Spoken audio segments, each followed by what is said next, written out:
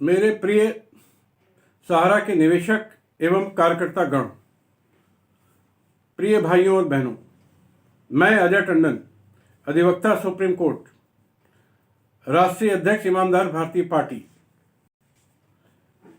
जैसा कि आपको मैं पहले भी बता चुका हूं कि मैं सहारा सुब्रत राय और उसके समस्त चेयरमैन, एमडी, कार्यकर्ताओं और कंपनियों के विरुद्ध भारत के सभी राज्यों में, सभी शहरों में, सभी थानों में, भारतीय दंड संहिता की सभी गंभीर धाराओं में संपूर्ण साक्ष्यों के साथ आपराधिक शिकायतें भेज चुका हूं और 1 साल पहले से उन शिकायतों को अनेक शहरों में पंजीकृत भी करवाया गया है। लेकिन भारत की भ्रष्ट पुलिस ने इस पर कोई भी अभी तक कार्रवाई नहीं की है। इसके अलावा मैं सीबीआई को, ईडी को, एसएफआईओ को, सीवीसी को और आदरणीय प्रधानमंत्री जी को, आदरणीय मुख्यमंत्री जी को, सभी राज्यों के गंभीर 200 पेजेस की शिकायतें साक्ष्यों के साथ भेज चुका हूं।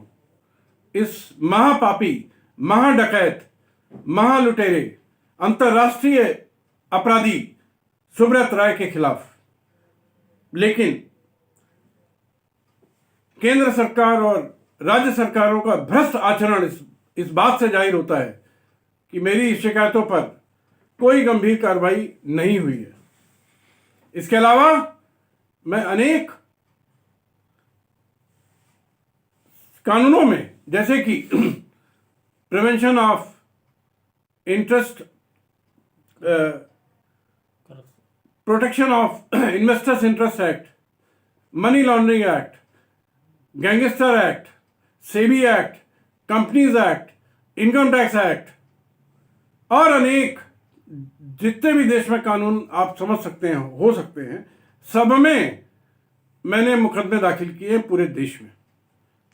और मैं रात दिन इस बात के लिए प्रयासरत हूं कि इन मुकदमों के माध्यम से, एफआईआर के माध्यम से इस पूरे सहारा एम्पायर को नेस्त नाबूद कर दूं, मिट्टी में मिला दूं और आप सबका पैसा मैं 2% मासिक ब्याज के, मैं कंपाउंडिंग के आपको दिलवाऊं। ये मेरा जीवन का उद्देश्य है। भाइयों और बहनों, आप सभी को मालूम होगा या ना भी मालूम हो तो आप सभी की जानकारी के लिए बता दूं कि सहारा इंडिया रियल एस्टेट कॉर्पोरेशन, सहारा इंडिया फाइनेंस कॉर्पोरेशन के ऊपर सेबी ने 62,000 करोड़ की अतिरिक्त डिमांड निकाली है। इसी आधार पर सेबी ने सुप्रीम कोर्ट में एक याचिका दायर की जिसके 2 मुख्य मुद्दे उठाए गए हैं। पहला ये कि सहारा 62,000 करोड़ रुपए सेबी में तत्काल जमा कराए और दूसरा ये कि सुब्रत राय की पैरोल अवधि वर्षों पहले समाप्त हो चुकी है, इसलिए उन्हें तत्काल जेल भेजा जाए अगर वे 62,000 करोड़ रुपए नहीं जमा कराते। मैं इस दोनों प्रार्थनाओं में सेबी के साथ हूं।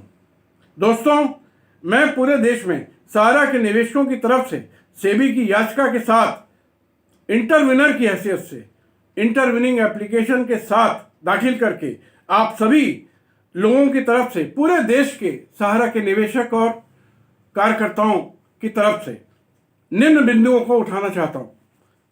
पहला, सेबी में पहले से जमा 25,000 करोड़ और वर्तमान में सेबी द्वारा जमा करवाया जा रहा 62,000 करोड़ रुपया सिर्फ सहारा इंडिया रियल एस्टेट और सहारा इंडिया फाइनेंस का नहीं है, बल्कि सहारा द्वारा निवेशकर्ताओं के साथ फर्जीवाड़ा करके उनके उपरोक्त कंपनी में निवेश को अन्य कंपनियों में ट्रांसफर कर दिया गया है और उन कंपनियों के नाम है Sahara credit cooperative society, Sahariyan multipurpose credit cooperative society, Q shop, star multipurpose credit cooperative society, Humara multipurpose credit cooperative society और अन्य कंपनियां। इसलिए इन सभी कंपनियां और सोसाइटी के निवेशकों को जमा धन मैं 2% मासिक ब्याज की, मैं मासिक कंपाउंडिंग के उपरोक्त 87,000 करोड़ रुपए से मिलना चाहिए और यह कार्य माननीय सर्वोच्च न्यायालय की मॉनिटरिंग में हो ताकि कोई बेईमानी ना हो सके और ईमानदारी से देश भर के सहारा पीड़ितों के साथ न्याय हो। इसके अलावा मेरी मांग होगी कि एमबी वैली, जिसमें सुब्रत राय ने करीब 1.5 लाख करोड़ रुपए लूट करके लगाया है उसको नीलाम कर दिया जाए और नीलामी की राशि सहारा के सभी कंपनियों के पीड़ितों में मैं ब्याज के मैं कंपाउंडिंग के बांट दी जाए। इसके अलावा मेरी मांग होगी कि पूरे देश में सहारा की करीब 40,000 एकड़ जमीन है, इसकी नीलामी हो पूरे जमीनों की और ये रुपया भी सहारा निवेशकों को मैं ब्याज और कंपाउंडिंग के बांट दिया जाए। इसके अलावा मेरी मांग होगी कि सुब्रत राय सहारा की सभी कंपनी की चेयरमैन एमडी और देश भर में फैले लाखों कार्यकर्ताओं को तत्काल गिरफ्तार करके जेल भेज दिया जाए। भाइयों और बहनों, जो मैंने शिकायतें की हैं उन शिकायतों को अगर टोटल कर लिया जाए तो सहारा पर 30 लाख करोड़ का जुर्माना लग सकता है और सारे कार्यकर्ताओं को 20 वर्ष से अधिक की सजा हो सकती है। ये उस कानून में इतना दम है, लेकिन केंद्र सरकार और राज्य सरकारों में दम नहीं है। ये सब भ्रष्टाचार को पालने वाले लोग हैं। साथियों, उपरोक्त कार्य के लिए मेरा विचार है कि मैं सर्वोच्च न्यायालय के सबसे बड़े योग्य वकील माननीय हरीश साल्वे जी को नियुक्त करूं अपने साथ। मैं तो लगा ही हूं, मैं तो सब कुछ करूंगा ही, लेकिन उनका साथ में रहना अत्यंत आवश्यक है, जो कि मेरे साथ मिलकर पूरे देश के सहारा निवेशकों और कार्यकर्ताओं की तरफ से सर्वोच्च न्यायालय में अपना पक्ष रखेंगे। श्री हरीश साल्वे साहब की एक दिन की फीस लगभग 15 लाख रुपए है, इसलिए कुल खर्चा काफी आएगा। जो भी खर्चा आएगा मैं इसी तरह वीडियो के माध्यम से आप सभी लोगों को पूरी ईमानदारी से सूचित कर दूंगा। इस मामले में मेरा आपसे कमाने का कोई उद्देश्य नहीं है और खाली बड़े वकीलों को नियुक्त करना आवश्यक है और उनकी फीस देना ऑब्वियसली बहुत आवश्यक है। जैसा कि मैं बता चुका हूं कि पैसा मिलने के बाद, बतौर अपनी फीस बिल दे करके, रसीद दे करके रिकवरी अमाउंट, और वो भी रिकवरी अमाउंट वो जो मेरी प्रयास है कि आप लोग जितना सोचते हैं उससे कहीं ज़्यादा मैं दिलवाऊं, और इसके बाद मैं 10% अपनी फीस लूंगा, इसलिए कि बेहद मेहनत कर रहा हूं, रात दिन कर रहा हूं, इसलिए इस बारे में कोई भी संशय और शक नहीं होना चाहिए। यदि है तो कृपया मुझसे स्पष्टीकरण प्राप्त कर लें। यहाँ ये भी स्पष्ट कर देना चाहता हूं कि 5 वर्ग के लोगों से ना तो कोई फीस लूंगा और ना ही कोई खर्चा लूंगा, ना पहले ना बाद में। और वो वर्ग हैं विधवा, अनाथ, दिव्यांग, 90 वर्ष के बुजुर्ग से अधिक के बुजुर्ग और अत्यधिक गरीब। जो भी निवेशक कार्यकर्ता इस श्रेणी में आता है, पैसे नहीं दे सकते हैं, उनके लिए मेरी तरफ से पूरी छूट है।